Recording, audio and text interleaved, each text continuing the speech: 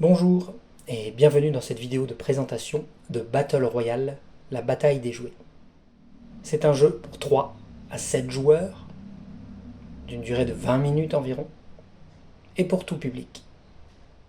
La particularité du jeu réside dans son système de Fist or Finger, ainsi que dans son système de déduction et mémoire.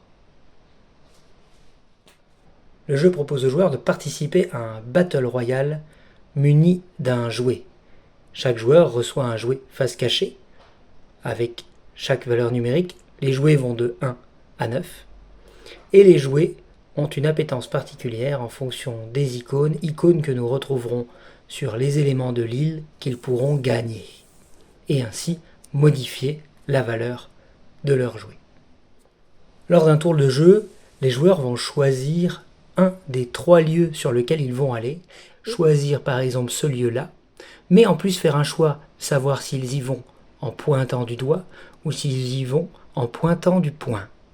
Ainsi, le système de tableau permettra de résoudre, à savoir si il a fait le doigt en étant seul sur l'île, le poing en étant seul sur l'île, ou alors le doigt en étant plusieurs joueurs, ou alors le poing et s'il y a plusieurs joueurs. Vous pointez tout seul du doigt le lieu, vous gagnez automatiquement cette carte et vous gagnez ainsi les icônes qui vous permettent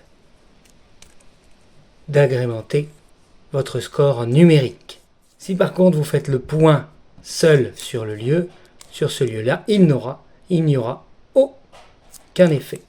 Si par contre vous êtes plusieurs à pointer du doigt le même lieu, que ce soit du doigt ou quelqu'un d'autre avec le poing, vous ferez ce qu'on appelle des devinettes. Les batailles, quant à elles, une fois que les joueurs font le point, les 2 joueurs, pour résoudre la bataille, prennent leurs cartes, ils les consultent tous les 2 en se disant « Ok, quel est celui qui a la meilleure valeur numérique, celui qui a la plus grande valeur numérique, gagne, et le joueur qui a perdu est éliminé de la partie. » Et c'est au cours de ces devinettes que le système de déduction et de mémoire intervient. Le joueur choisit un adversaire qui est sur la même île que lui. Une fois qu'il a désigné cet adversaire, il désigne l'un des jouets qu'il pense que cet adversaire possède.